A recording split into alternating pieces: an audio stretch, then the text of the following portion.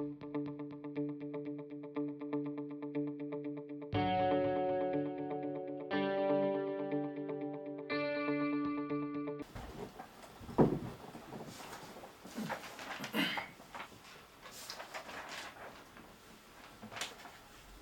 Havi? Yes, my lord, here I am. Thank you. My lord, we oppose the two applications. I will submit in part, thereafter Julie will take over and my colleague Jackson Awele will conclude. Yes. My lord, there are 4 petitions before the first respondent seeking the removal of the petitioner herein from office.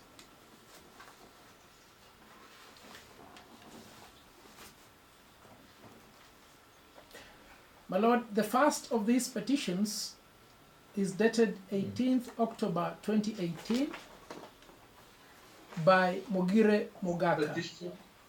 First petition is dated 18th October 2018 by Mogire Mogaka.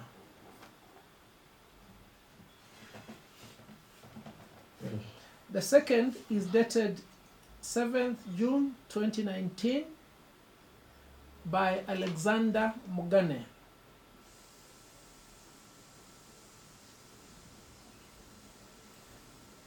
The third is dated 11th June by Peter Kirika.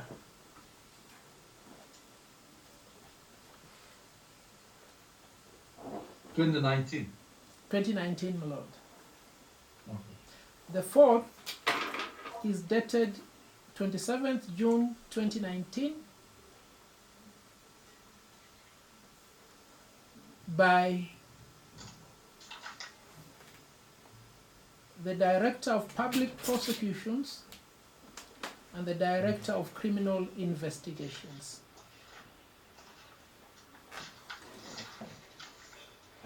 Yes. My lord, all these 4 petitions have... Proceed, Mr. Havi. My lord, all these 4 petitions before the first respondent... Can you start again, Mr. Havi? I think we lost you. You said the fourth is dated 27th June by the Director of Public Prosecutions. Yes, my lord. Proceed from there. All these 4 petitions, my lord, Yes. have as their foundation Yes. criminal proceedings instituted against the petitioner herein on the 28th of August 2018 in criminal case number 38 of 2018.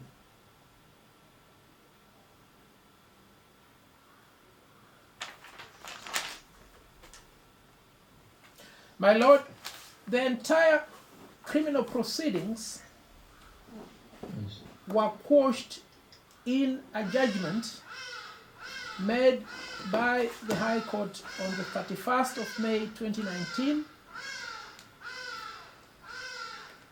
in petition number 295 of 2018.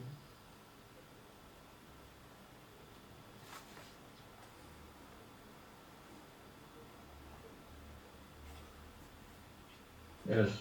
My lord, it is imperative to note that the ODPP and the DCI were the initiators of the quashed criminal proceedings and also the first and second respondents in the petition determined on 31st May 2019.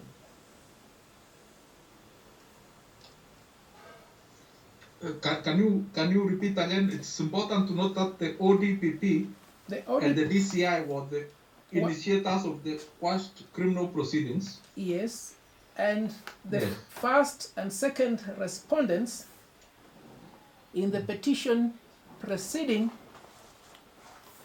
the judgment made on 31st May 2019.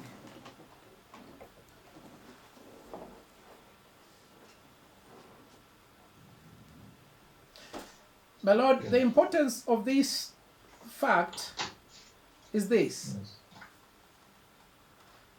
The petitioner herein laid out her grievances against the ODPP and the DCI in the petition determined on 31st May 2019.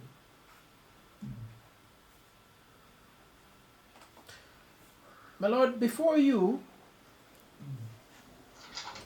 the petitioner has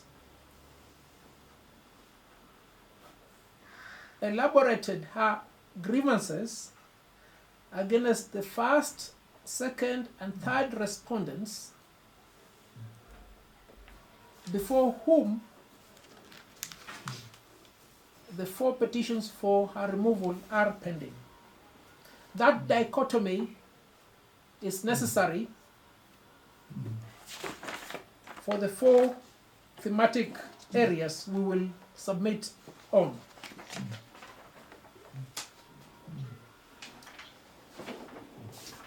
My Lord, I'll proceed to deal with the issue relating to the incompetence of these 2 applications. My Lord, as you consider the incompetence of these 2 applications,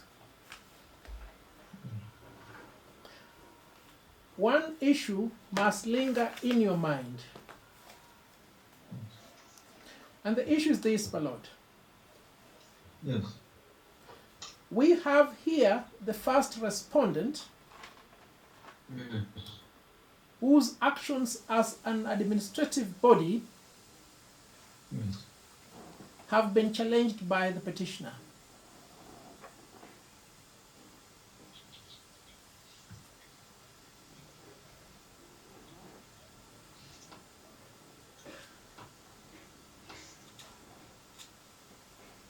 My Lord, this administrative body, the first respondent, Yes.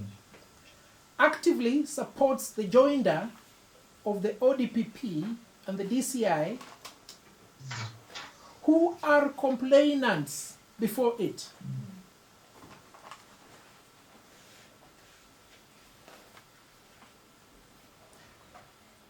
And whereas the first respondent is supporting the joinder of those 2 complainants,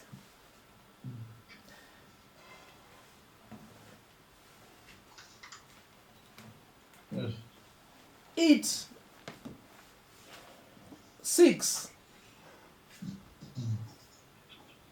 to exclude the second and third respondents in these proceedings.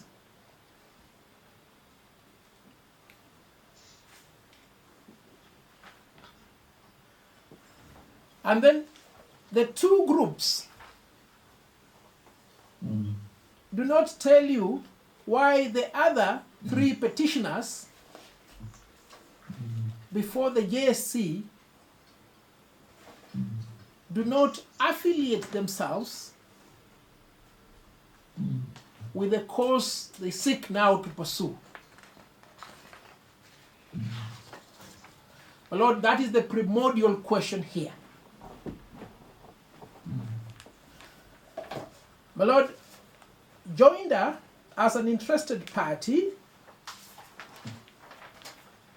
is permissible, joinder as a respondent is permissible under the Mutunga rules, in particular Rule 5D. However, such a joinder is predicated upon several considerations.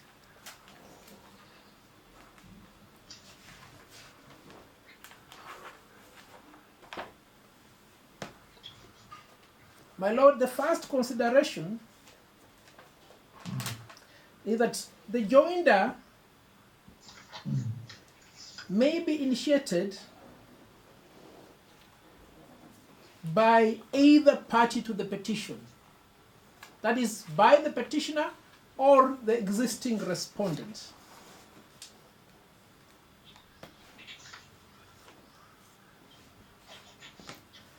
Alternatively, joinder may be initiated by the court suo motu.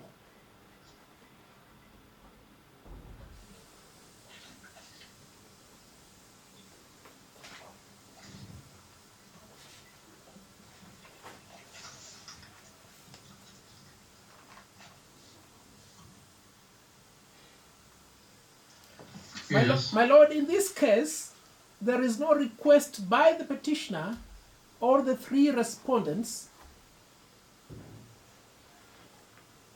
for the joinder of the ODPP and the DCI as respondents in this matter.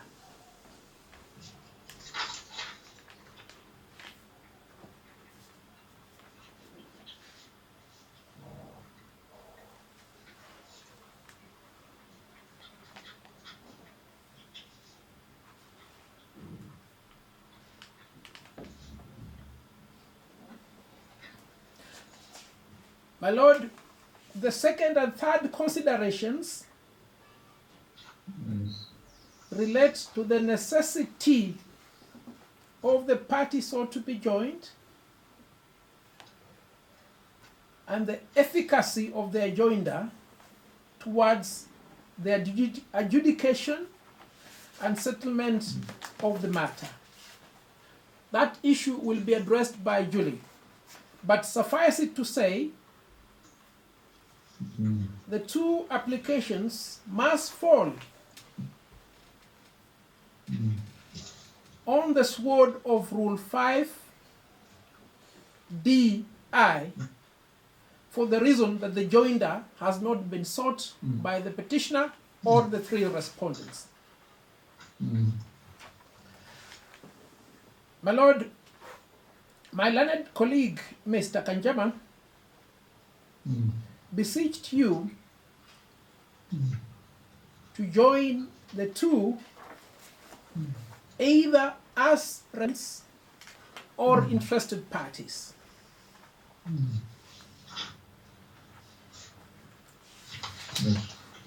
My Lord, again,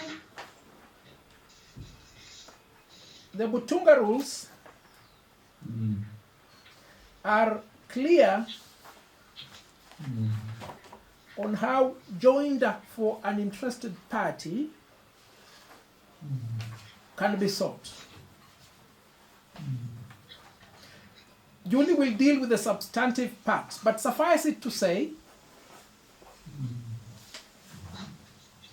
the enabling provisions pursuant to which the two applications are sought do not support a request for joinder as respondent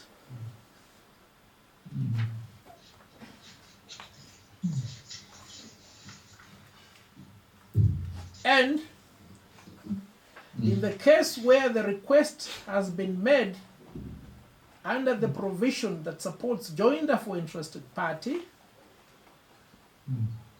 the two do not qualify as interested parties. My Lord, let me support my submission with the decision by the Supreme Court in Francis Murwatetu versus Republic, reported as 2016 EKLR. We have extracted the relevant holdings which are found at paragraphs 45 and 46 of that decision. So you are saying 217 EKLR? 216 EKL, my Lord. 216 EKLR, okay. And my Lord, at paragraph 46 of the decision of the Supreme Court, the court elaborated the position in law that an article of the Constitution Yes. is not the enabling provision for joinder.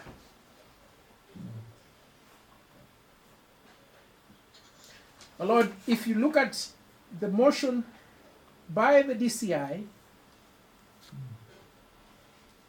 it refers to articles of the Constitution, sections of the Civil Procedure Act, and sections of the civil and rules of the Civil Procedure Rules,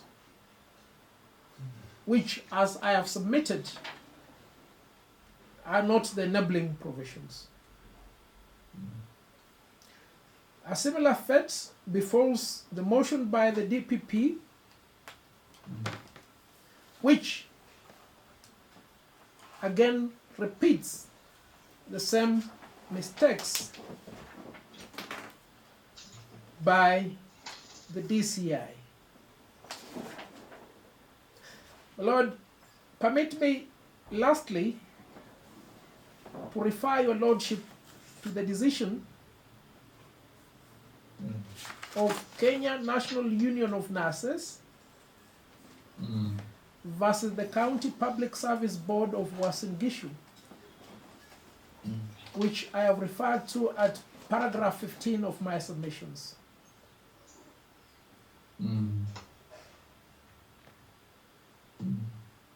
My Lord, in this decision, which related to an employment and labor relations dispute,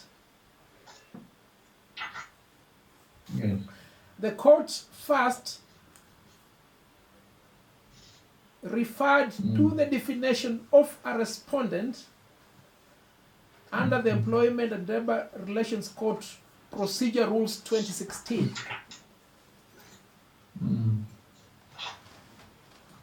After referring to that definition, the court proceeded to hold that the request for joinder made by a third party was unsustainable for the reason that the rules only permitted joinder at the request of an existing party or at the instance of the court suo motu and not by a third party. My Lord, the definition of respondent under the Mutunga rules is same hook, line, and sinker with the definition of respondent under the Employment and Labor Relations Code. My Lord, it follows therefore, without much ado, that these two motions are for striking out on the threshold. They are not sustainable